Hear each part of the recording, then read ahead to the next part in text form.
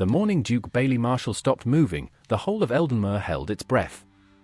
It had been an ordinary Thursday, the kind that begins with pale winter light stretching across frost-laced windows and smells of warm bread drifting up from the kitchen. Eldenmere Manor's breakfast room was full. Toby, the head estate manager, stood near the sideboard arranging letters in order of urgency. Aidan, Bailey's young legal aide, had arrived early and sat with ink-stained fingers over an untouched cup of tea. Lewis Marshall, the Duke's cousin, occupied the chair closest to the fire as though he owned it, which he had been hoping to, for quite some time. Bailey sat at the head of the table the way he always did, upright, deliberate, unhurried. He was a tall man of 46, broad across the shoulders, with dark hair silvering at the temples and the kind of jaw that looked as though it had been carved out of patience. His eyes were a quiet, watchful grey. He wore his navy coat with the gold trim buttoned all the way to the collar even at breakfast, because Bailey Marshall believed that how you dressed in private was how you truly were in public. He had lifted his cup. He had set it back down. And then, without a word, without a warning, he slumped forward and did not rise. The crash of silver hitting marble brought everyone in the manor running. Duchess Lola Law Marshall arrived in the doorway in cream morning dress, one hand pressed to her lips, her pearl earrings still being fastened. Her hair was up, her posture, as always, perfectly composed, but her eyes gave her away. They went straight to Bailey and did not move. Dr. Thorpe was summoned within the quarter hour. He was a lean, serious man with round spectacles and the unhurried manner of someone who had seen enough sorrow to know that panic solves nothing. He examined the Duke at length, retreated to the corridor, and delivered his verdict to the gathered household in a voice that carried no drama, only truth. The Duke is breathing steadily. His pulse holds. But there is a great strain on his body, possibly the heart, possibly exhaustion compounding something deeper. I cannot say what caused this with confidence until I have run further examinations.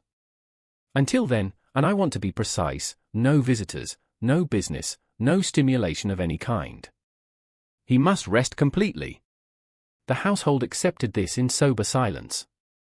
Lewis Marshall, leaning against the hallway wall, nodded very slowly and smiled just a little, in the way people do when they think no one is watching. Abby saw it. She was standing at the far end of the corridor with a folded linen sheet against her chest, and she saw the entire thing, the smile, the quick calculation in Lewis's eyes, the way he straightened his cufflinks as though a weight had just been lifted off his shoulders. Abby had worked in this manor for 6 years. She had learned a long time ago that the most dangerous things in great houses were never spoken aloud. They lived in expressions that lasted less than a second. She filed it away.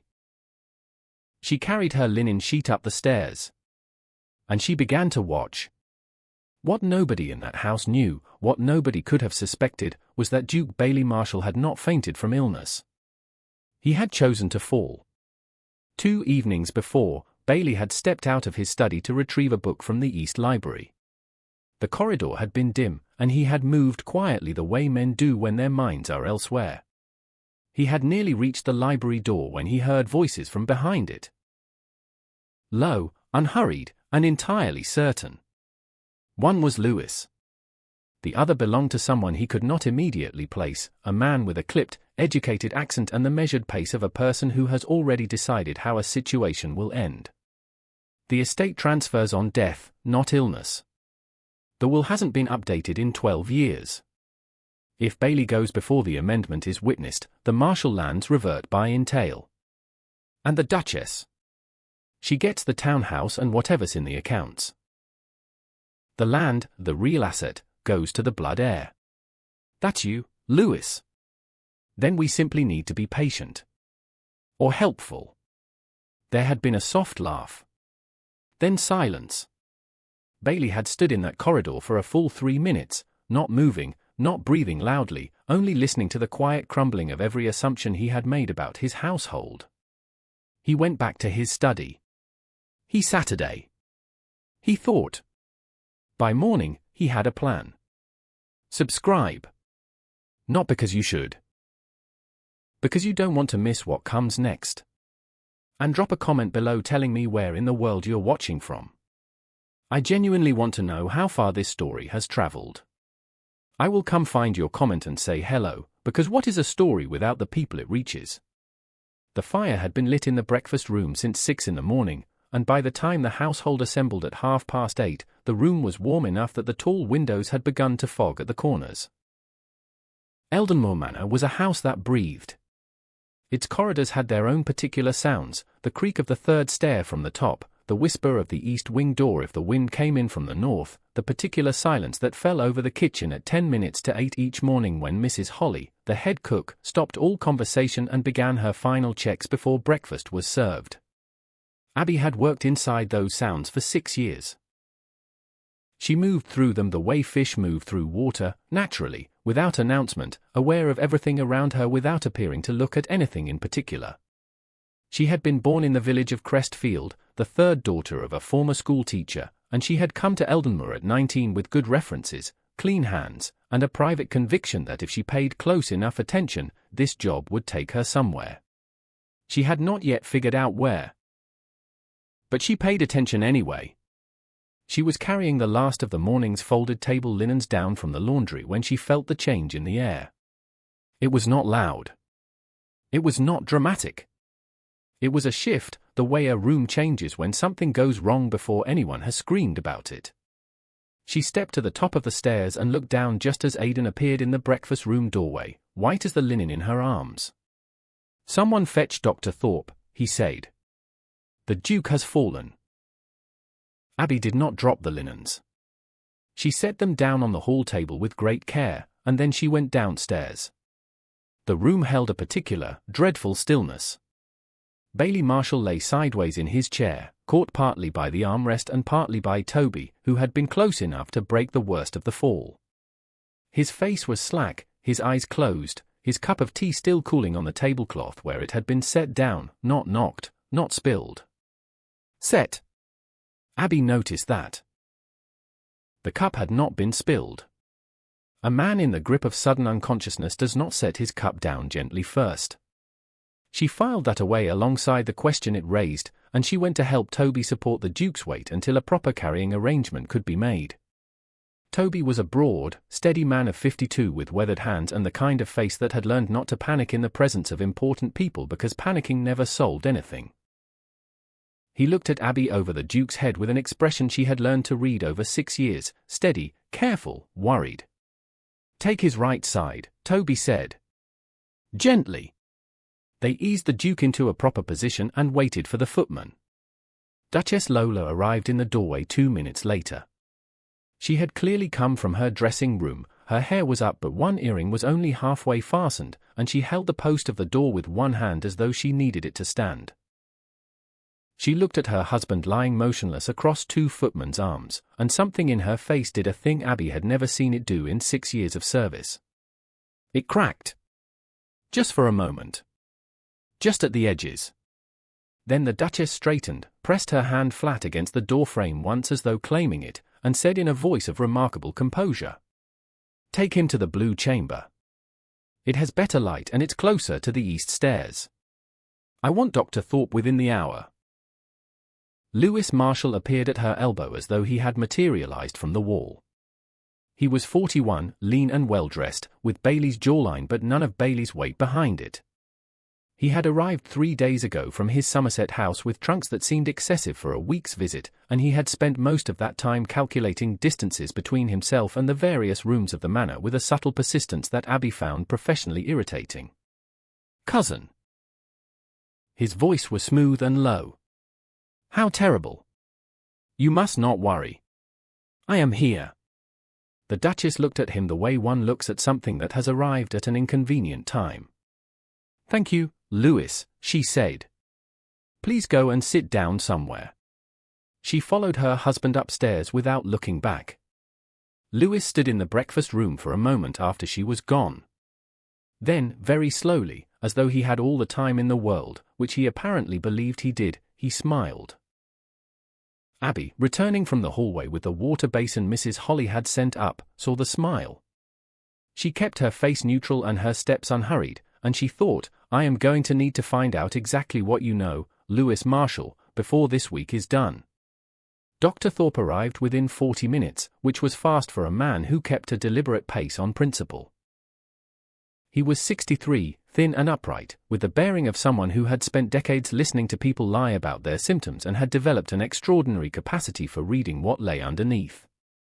He examined the Duke in private, only he and Bailey alone in the blue chamber, and when he emerged, his face carried its usual expression of medical inscrutability.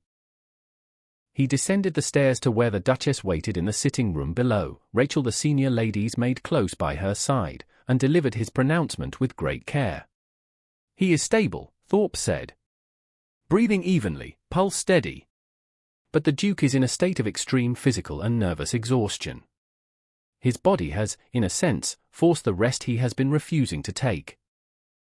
I cannot say with precision how long recovery will require, but I can say with absolute clarity that no excitement, no business, and no decisions are to be brought to him under any circumstances." Duchess Lola sat very still. "Will he wake?" "He is not unconscious in the way that concerns me. He is resting. Deeply.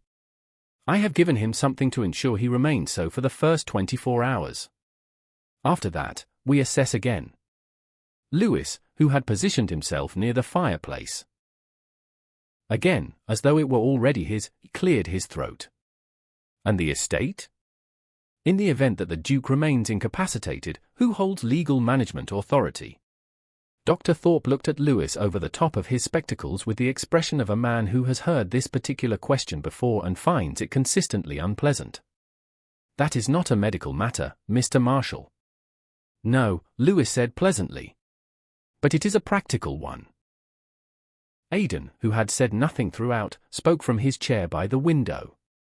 He was 28, dark-eyed, and had the quiet, quick precision of someone who processes information faster than he speaks. "The Duke's legal arrangements are entirely in order and will be managed through my office in consultation with the Duchess, as established by standing instruction. There is no gap in authority, Lewis. There is nothing to worry about." He said it pleasantly. He looked at Lewis while he said it. Lewis smiled pleasantly back. Abby, refilling the tea service in the corner of the room, took very careful inventory of every word. Later that evening, after the household had settled into its uneasy routine and the candles in the upstairs corridor were burning low, Abby carried the Duke's evening tray to the blue chamber alone. Rachel usually did it, but Rachel had a cold and Abby had volunteered. She was precise about volunteering for things when she had a reason. She set the tray on the nightstand. She checked the water. She turned to go. Bailey Marshall opened his eyes. Just barely. Just enough. A narrow strip of grey watching her from beneath half-lowered lids. Abby did not flinch. She set the cup straight on the saucer with a quiet, steady hand, and said nothing. She simply looked at him, not with surprise, not with alarm. With the careful calm of someone confirming what they had already suspected. He closed his eyes again. She picked up the empty water jug and walked to the door. She did not tell anyone. For 3 days, Eldenmore Manor ran on the strange, held energy of a house that is waiting. The Duchess held morning consultations with Toby about estate matters and afternoon ones with Aidan about legal preparations. She moved through the house with her composure fully restored, greeting the various county visitors who arrived to pay respects, deflecting Lewis with the practiced grace of someone who had been deflecting him since they first met 8 years ago. Lewis, for his part, was very busy being helpful. He offered opinions on the harvest figures, asked Aidan pointed questions about the terms of the Marshall entail, invited himself to 3 meals he had not been asked to, and spent 2 long evenings in the library with a man he introduced to the household only as Alexan, a solicitor from the city, he said, who was simply visiting the area on other matters. Abby looked up Alexan. It took her 1 trip to the village post office and a conversation with the postmistress, who had received a letter intended for a Mr. Alexan Voss 2 days ago, addressed from the offices of a London firm that specialized in contested inheritance matters. She took that information upstairs. The manor was quiet at 9:30 in the evening. The Duchess had retired. Dr. Thorpe was staying in the guest room at the end of the hall, and she could hear his steady snoring from 3 doors away. The footmen were downstairs. Toby was in his cottage on the grounds. Abby opened the blue chamber door as silently as she had learned to open every door in this house. She set the candle on the dresser. She walked to the bedside. She could see, in the small glow of the candlelight, that the Duke's eyes were already open, or barely, but open, watching the ceiling with the quiet intensity of a man sorting through information. She had rehearsed what she was going to say. She had considered the risk.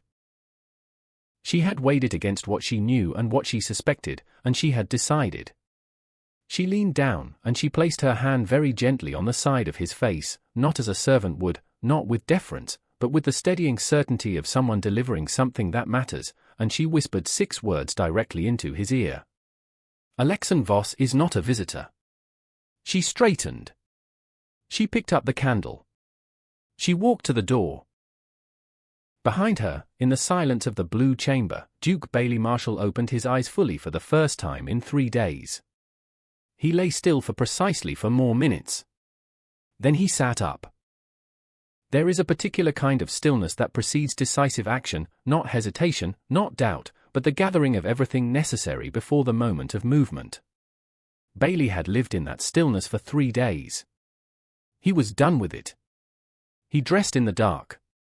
The suit he chose was not the one hanging on the valet stand, the formal navy that the household would recognize. He found, in the back of the wardrobe, the plain grey coat he used for riding unannounced through the tenant farms. The coat of a man who did not want to be noticed. He went first to the East Library. It was empty at this hour, which was what he needed. He went to the second shelf from the bottom behind the left curtain, not a place anyone would look unless they already knew, and removed a flat wooden box. Inside was a private ledger he had begun keeping 8 months ago, when the first small irregularities in the estate accounts had begun to surface. Not large enough to prove, at the time. Large enough to note. He also took the sealed envelope he had placed there 4 months ago, the amended will, drafted in full, signed by him, lacking only 2 independent witnesses to make it legal. He had been waiting, carefully, slowly, for the right moment to complete the process without alerting anyone who might want to stop it. He sat at the library desk and wrote 2 letters. One to Aidan, short, precise, instructional. One to Toby. Shorter still, with specific instructions that Toby would understand without requiring explanation. He sealed them both and placed them inside the ledger cover. Then he opened the library door a crack, listened to the house breathing around him, and went looking for Abby. He found her in the linen room at the end of the upper corridor, awake and sorting by candlelight at 11 o'clock at night, which told him everything he needed to know about her habits. She looked up when he appeared in the doorway and showed no surprise whatsoever. "You should not be out of bed," she said. "If anyone sees you, then we had better make sure no one sees me. How long have you known about Voss?" 3 days. I found the letter by accident at the post office. I confirmed it with 2 other things I had already noticed. What things? She told him. Cleanly, without preamble. The ledger discrepancies she had noticed because she serviced that study and had eyes, the late-night meetings between Lewis and Voss, the conversation she had overheard through the library wall 3 days ago between Lewis and a woman she could not immediately identify. Something about keeping the Duchess calm and manageable. Which woman? Bailey asked. Abby was quiet for a moment. I am not certain yet. But I intend to find out. Bailey looked at her for a long moment. In 6 years, he had noticed Abby the way he noticed all competent people, with peripheral appreciation. He had never stopped to look at her directly. He was doing it now, and what he found was something that surprised him, not just intelligence, which he had expected, but courage. The kind that does not announce itself. I need those letters delivered, he said. Toby, then Aidan. Toby at 5 in the morning before anyone in the house is awake. Aidan at his offices by 7. Can you do that without anyone knowing you've been out?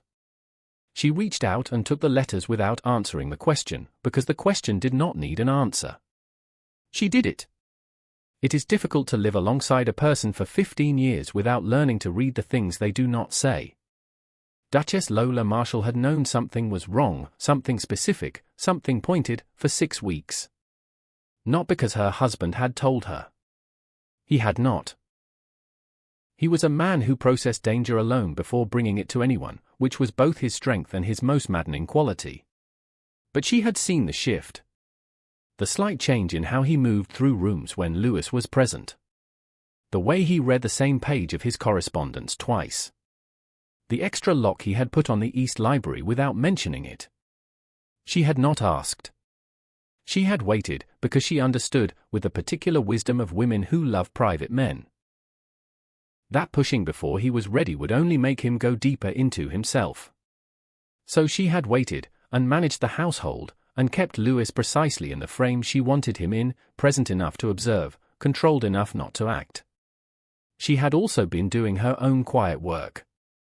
The morning after Abby delivered the letters, Lola called Rachel into her private sitting room.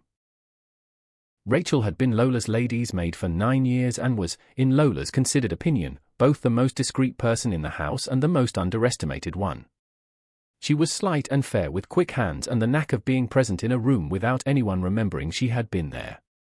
Has Amelia been in correspondence with Lewis since his arrival? Lola asked. Rachel set her hands in her lap. Yes, my lady. 3 notes. I have not read them. But you've seen them. I noticed they existed.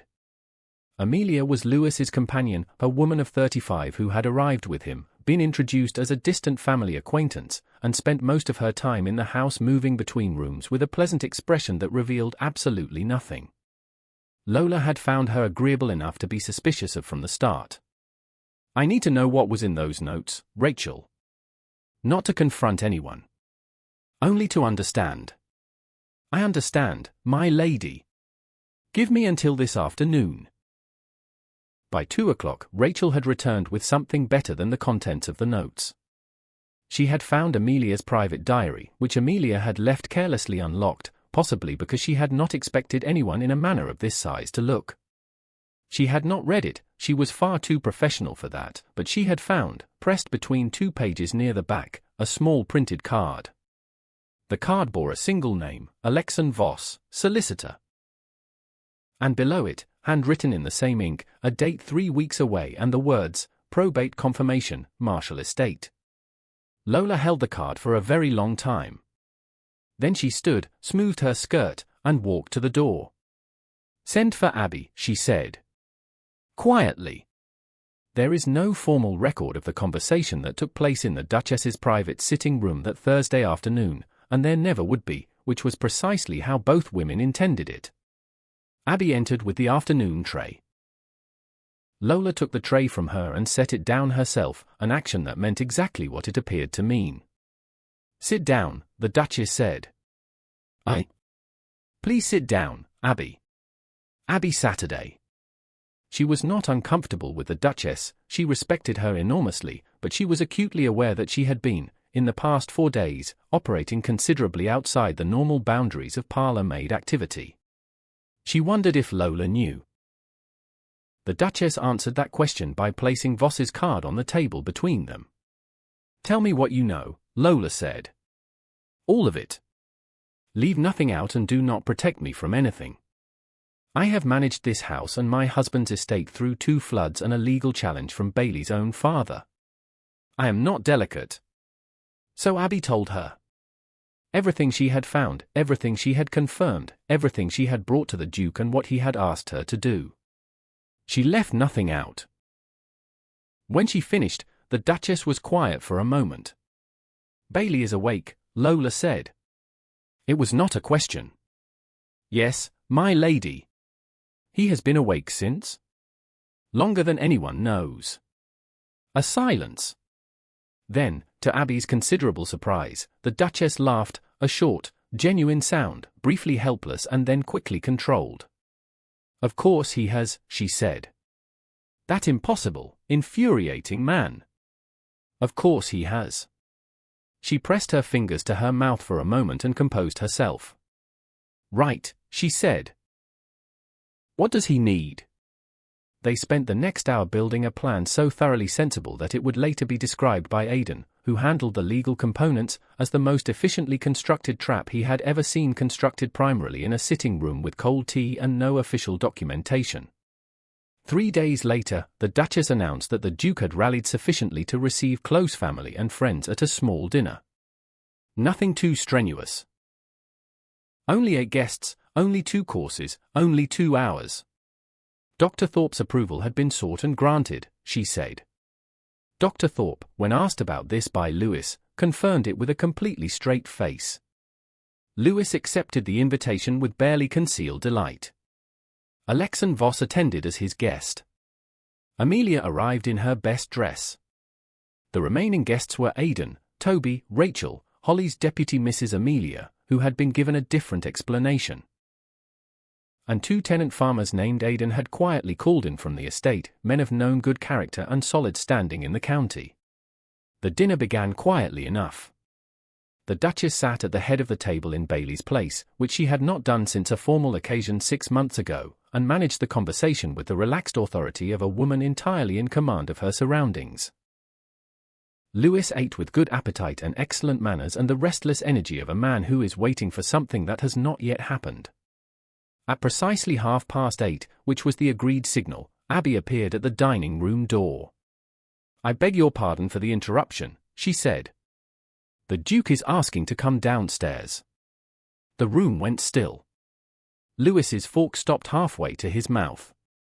Amelia's wine glass froze at her lips. Voss, who was not prone to obvious reactions, did something that Toby would later describe as a man doing an impression of a man who has just been told the building he bought is still occupied. The door at the far end of the dining room opened. Duke Bailey Marshall walked in under his own authority, straight-backed and unhurried in his good navy coat, his face carrying the quiet composure of a man who has had several days of enforced rest and has put every minute of it to productive use. He looked, if anything, clearer than he had before his collapse. He looked like a man who had just found everything he had been looking for. "Good evening," he said pleasantly. "I hope I'm not interrupting." Lewis stood. The movement had the involuntary quality of a soldier called to attention.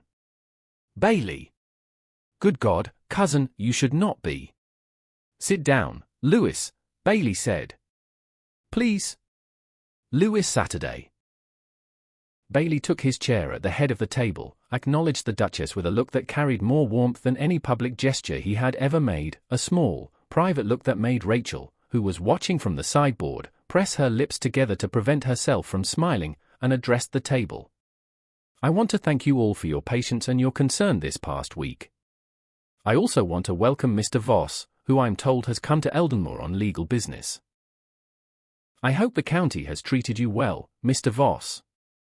Voss looked at Bailey the way a very clever man looks at someone cleverer, which is with great caution and no visible emotion at all. "Very well, Your Grace." "Splendid. Then perhaps you'll stay a little while longer than planned. I have some documents I'd like you to witness." The dinner concluded in the dining room. The reckoning took place in the library. Bailey asked Lewis, Voss, and Aidan to join him there after the meal. He asked Toby to be present as well, along with the 2 tenant farmers, who had been chosen not for ceremony but because they were known to every person in Eldenmoor as men of irreproachable character. He did not ask Amelia to join them. He asked Rachel to see that she was kept comfortably occupied in the sitting room, which Rachel did with professional precision. Lewis entered the library with the bearing of a man who is not certain what he has walked into but is very determined to appear as though he does not mind. "A gathering," he said. "At this hour? Bailey, you've only just recovered." "I haven't been recovering," Bailey said. "I've been thinking. There's a difference. Sit down." He opened the ledger on the desk. He laid 3 sheets of paper beside it, each one bearing figures, dates, and the names attached to them. He set Voss's correspondence, obtained by Aidan, who had legal access to communication records under certain estate provisions, alongside the ledger. "I want to explain what I know," Bailey said. "And then I want to give everyone in this room a choice." Lewis, you have been corresponding with Mr. Voss for 4 months about the legal mechanics of a martial inheritance challenge. Voss, you have been retained to prepare documentation arguing that in the event of my death, which you and Lewis appear to have been anticipating rather specifically, the estate entail overrides my wife's provisions and transfers to Lewis as the next male bloodline.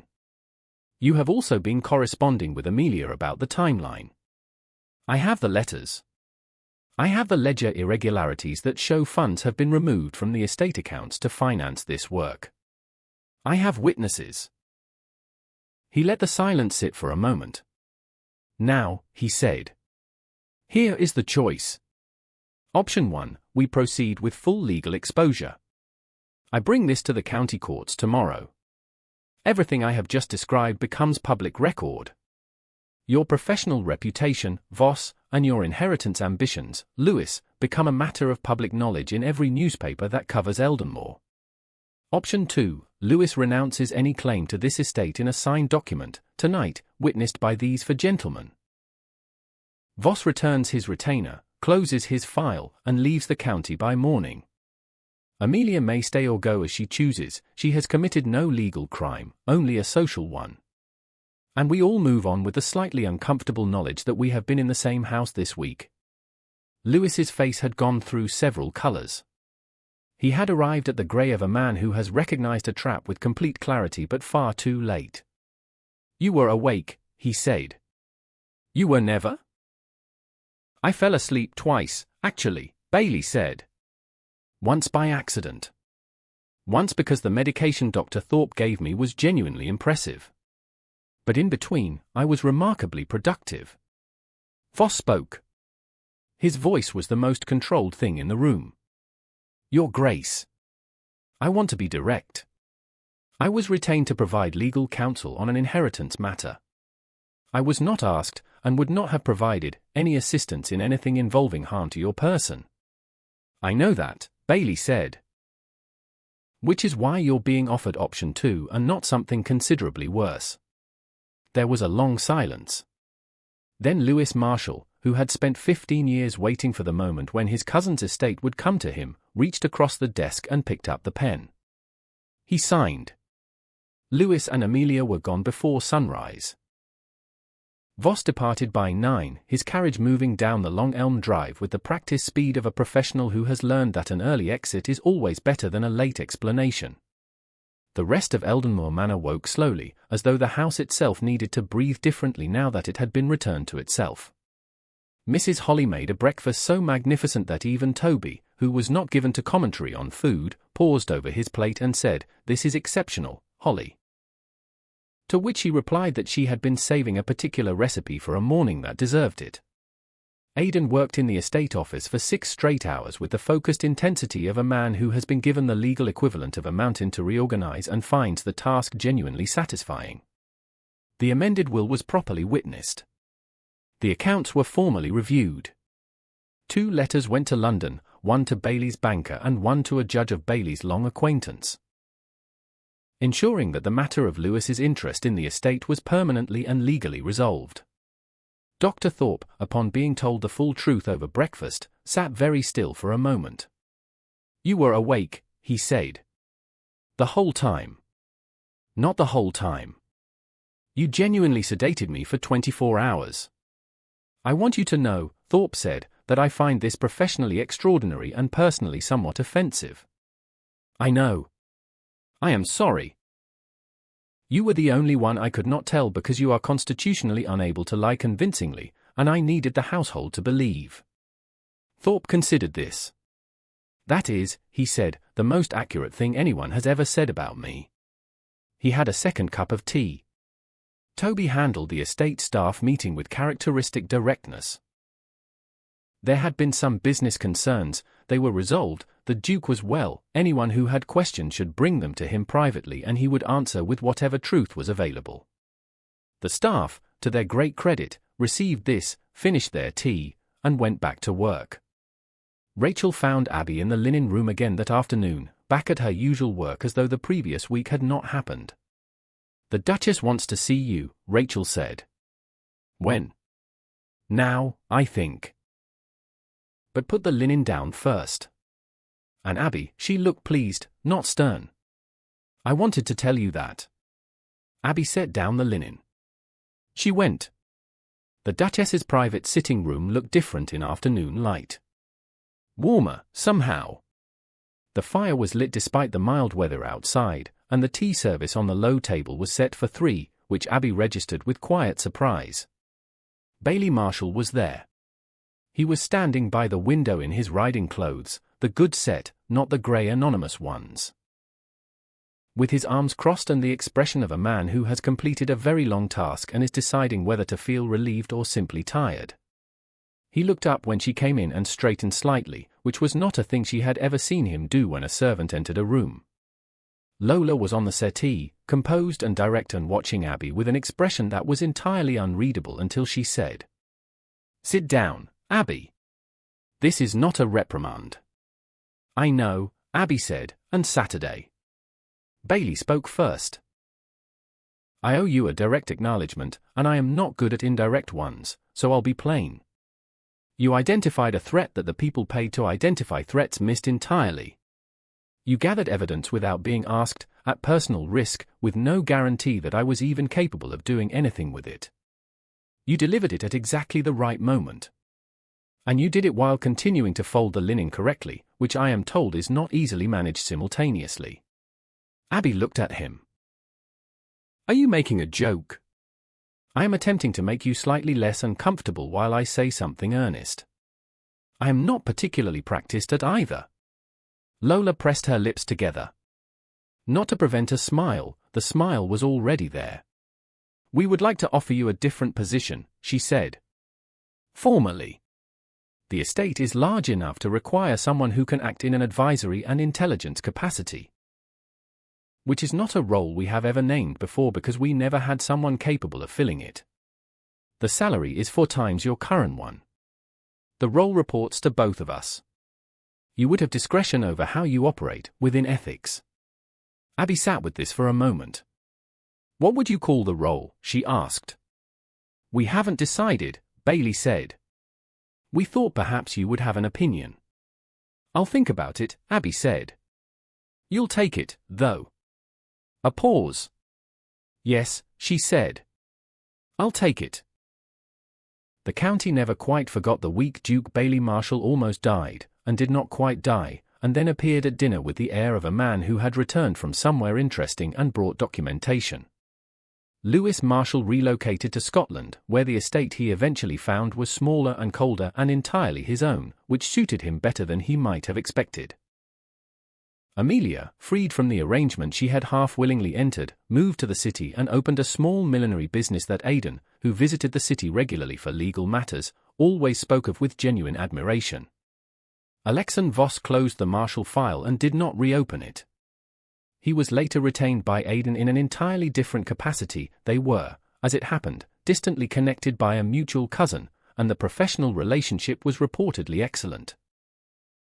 Toby was given formally increased authority over the estate and a salary increase of which he said nothing and quietly deposited in full toward a cottage he had been considering for some years.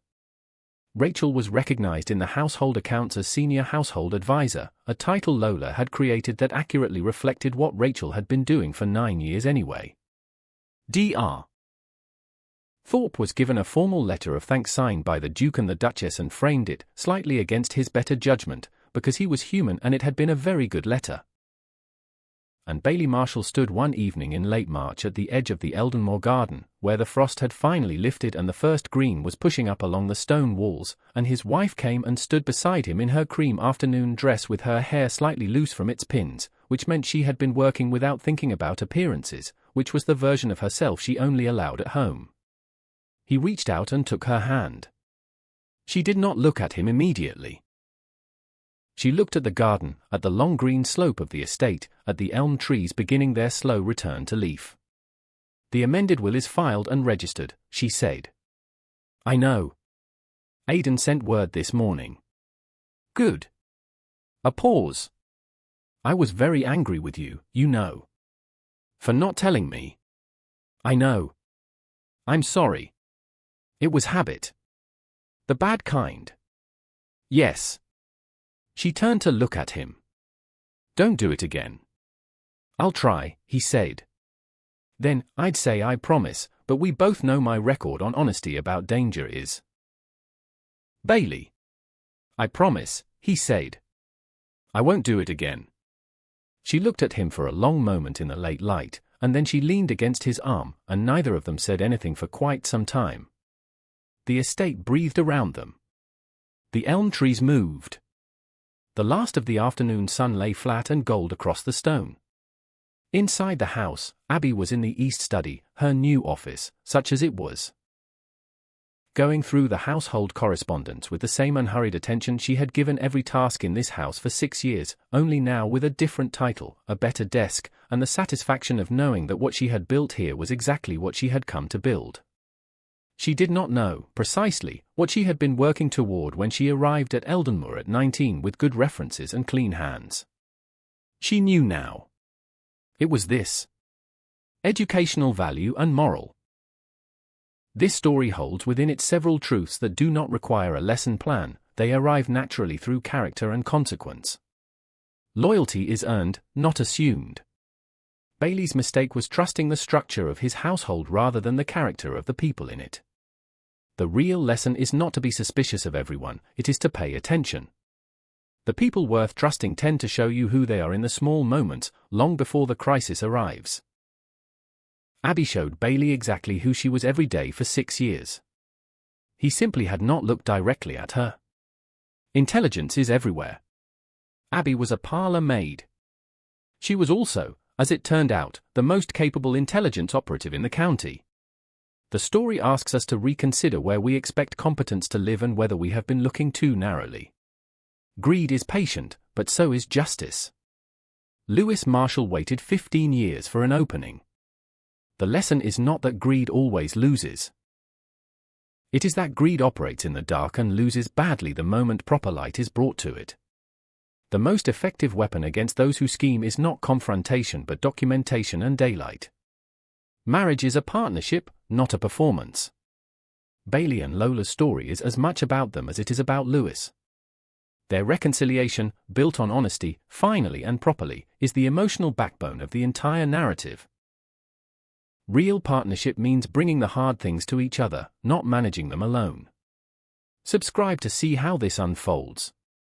If this story caught something in you, the satisfaction of watching a trap close perfectly, the quiet courage of a woman who paid attention, the moment a powerful man realized the most important person in his house had been right in front of him all along, then you know exactly why this channel exists. Subscribe. Not because you should. Because you don't want to miss what comes next. And drop a comment below telling me where in the world you're watching from. I genuinely want to know how far this story has traveled. I will come find your comment and say hello, because what is a story without the people it reaches?